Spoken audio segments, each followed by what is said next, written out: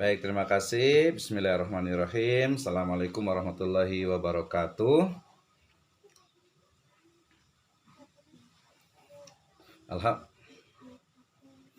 Alhamdulillahirrabbilalamin. Wassalatu wassalamu ala asrafil anbiya'i wal mursalin habibana wa nabiyana Muhammadin sallallahu alaihi wasallam wa ala alihi wa ashabihi wa man tabi'ahum bi ihsanin ila yaumiddin wa ba'd.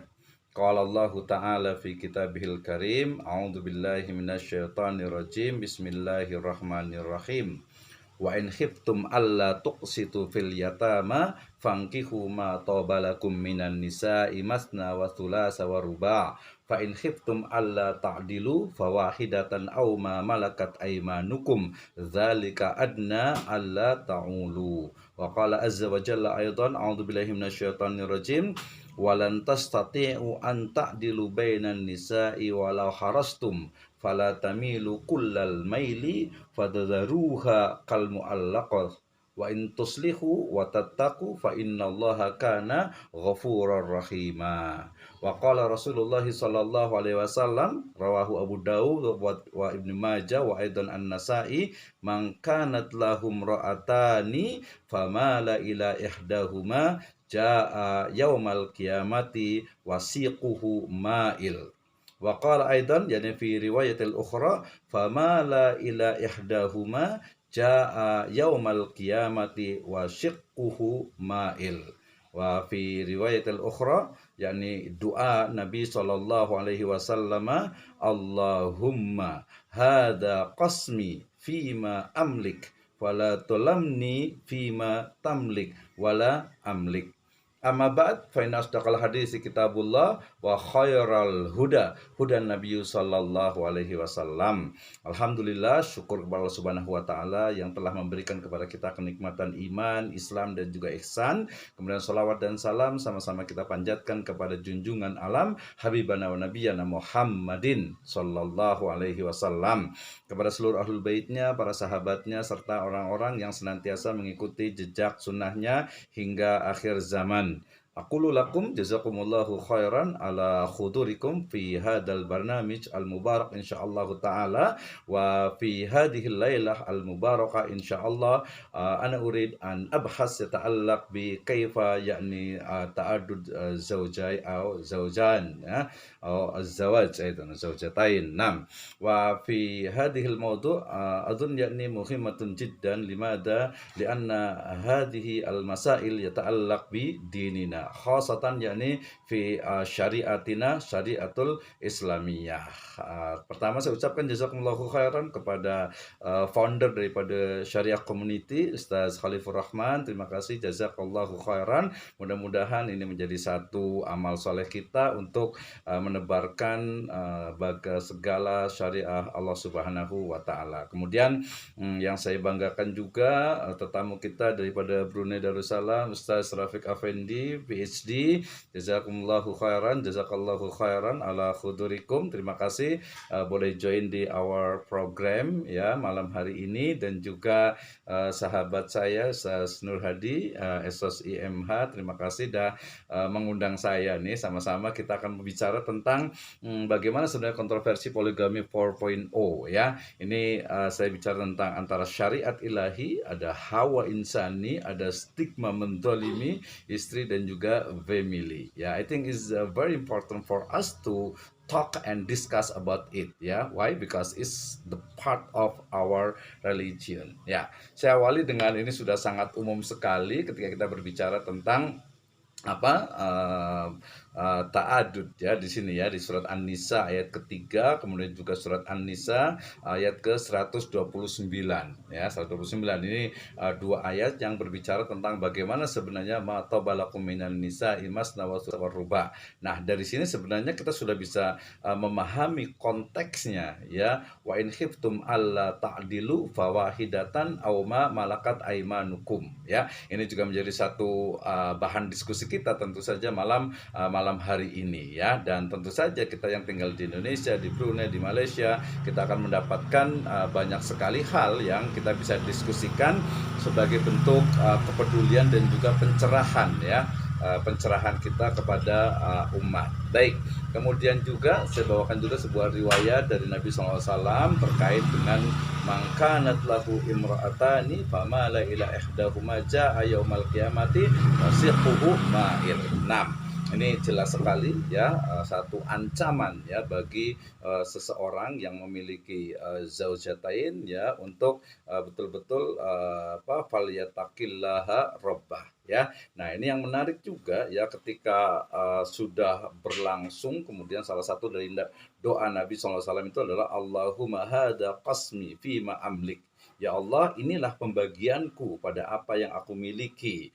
Fala talumni fima tamlik ya, dan janganlah engkau mencelaku pada apa yang kau miliki ya, sedangkan wala amlik, aku tidak memiliki. Ini salah satu doa tentang bagaimana proses pembagian dan juga nanti teori tentang al-adalah fi syariatil islamiyah. 6. Dari sini banyak sekali tafsir dan juga athar minal a'immah, minal ulama terkait dengan bagaimana sebenarnya konsep, teori dan juga hukum dari ta'adud ini ya. Nah, ini yang menjadi menarik ketika ternyata kita di sana dihadapkan pada dua kontroversi ya. Yang pertama berbicara tentang tentu saja syariah ilahi dan sunnah nabawi gitu ya. Tetapi di sisi lain juga kesannya ada hawa juga, insani juga, kemudian juga ada zalim dengan istri dan juga family. Ini menjadi bahan diskusi yang saya rasa sangat interesting, sangat menarik gitu ya. Nah, kenapa disebut dengan syariah ilahi? Tadi sudah jelas sekali ayatnya berbicara tentang bagaimana wa in khiftum alla tuqsitu fil yatama. Ya, asbabun nuzulnya sangat jelas sekali. Kemudian juga bagaimana ahkam dari ayat ini juga istimbatul ahkam dari ayat ini juga sudah cukup jelas. Demikian juga riwayat yang menunjukkan dari yang diriwayatkan oleh Abu Daud dan juga Ibnu Majah menunjukkan tentang bagaimana sebenarnya ya sebuah teori tentang tadi keadilan agar betul-betul diimplementasikan. Nah, tentu saja yang paling banyak terjadi itu adalah tentang ini ya, bagaimana saya ambil satu teori dari atau satu mufassir klasik dan juga kontemporer yang ya sama saja gitu ya. Ini bisa dibaca sangat jelas sekali ya. Kemudian ini juga dari Al-Azim Abadi juga bicara juga sangat luas sekali ketika bicara tentang mendefinisikan, membicarakan tentang banyak hal, termasuk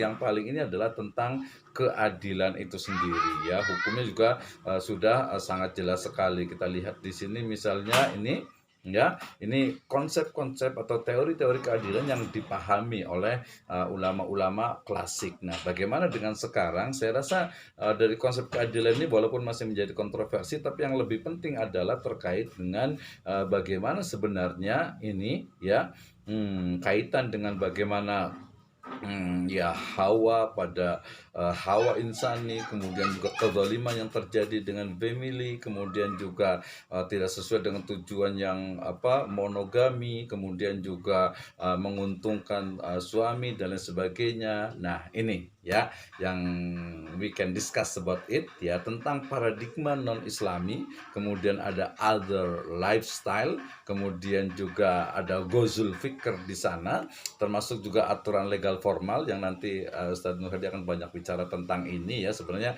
seperti apa nih ya. Kemudian juga masa berlalu yang cukup panjang dari masa kenabian sehingga kemudian ya banyak sekali pemikiran-pemikiran ya, pemikiran-pemikiran yang membawa kepada negatif stigma atau stigma negatif tentang hal ini. Nah, demikian juga yang paling penting adalah dari sisi bagaimana jahil dengan agama ya gitu, sehingga kemudian menganggap bahwa itu adalah sesuatu yang tidak manusiawi, yang kemudian juga dia seolah-olah itu memberikan rasa yang tidak nyaman kepada salah satu dari pihak. Nah, banyak sekali ketika kita belajar ya, ketika supaya kita mengkaji hal ini ya, kita bisa lihat dari sisi aspek legal formalnya ya, kemudian juga dari aspek nanti Ustadz Nurhadin akan bahas tentang legal formalnya, termasuk juga kenapa ini terjadi ya, kenapa tadi misalnya begini, yang terjadi masyarakat itu adalah yang formal atau yang resmi, yang rasmi itu kan sudah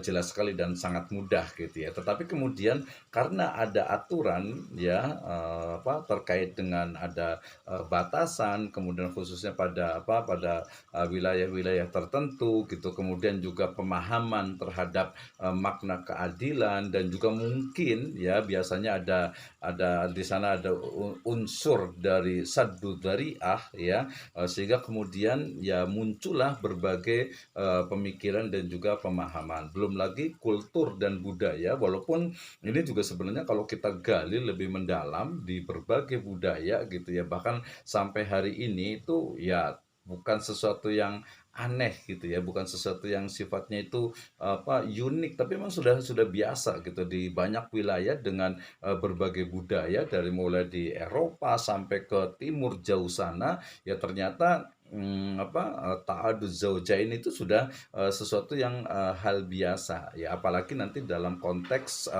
kekuasaan gitu ya, itu akan sangat muncul sekali ya, akan muncul sekali, sehingga kemudian ya saya boleh mengatakan bahwa dalam konteks ta'adud zaujain ini adalah dia jelas merupakan syariah Islam yang datang dari Allah Subhanahu wa taala. Nah, hukumnya tentu saja merujuk kepada ahkamul khamsah. Nah, ini mungkin yang perlu dipahami ya, kita boleh diskusi bersama terkait dengan ma hiya sunnatin nabawiyah atau ma huwa sunnatun nabawiyah, mahiyah sunnatun nabawiyah. Jadi yang disebut dengan sunnah itu seperti apa gitu ya, apakah dia konteksnya adalah fikih? Maka kalau fikih ya kembalinya adalah bisa ke hukumnya adalah mubah, kemudian nanti masing-masing bisa mengalami pergeseran menjadi ke wajib atau bisa juga menjadi yang haram gitu ya. Nah, kemudian juga ya ini bukan sesuatu yang aib ketika itu adalah mengakomodir daripada sifat sifat laki-laki ya atau suami gitu. Ini biasanya kesannya dari dari suami gitu ya, tentu saja kesannya sangat maskulin gitu ya, padahal tidak seperti itu juga gitu ya kalau kita lihat keadaannya. Kemudian juga pendapat yang menyatakan ini adalah bentuk dari menzalimi family gitu, tentu saja ini pelakunya adalah bukan ya, kalau ada terjadi gitu ya, maka pelakunya itu bukan dari syariahnya, tetapi bisa jadi itu adalah dari pelakunya yang memang melihat bahwa ternyata mungkin ilmunya kurang, atau mungkin ya kemanusiaannya kemudian yang muncul, sehingga yang keluar atau yang nampak yang terkenal itu adalah dari sisi kemudorotannya gitu ya. Nah, tentu saja di sini banyak sekali hikmah yang kita akan bisa bawa, yang akan kita bisa dapatkan, dari mulai mengelola hawa, menjaga kehormatan wanita, membantu juga saudara-saudara kita, dan juga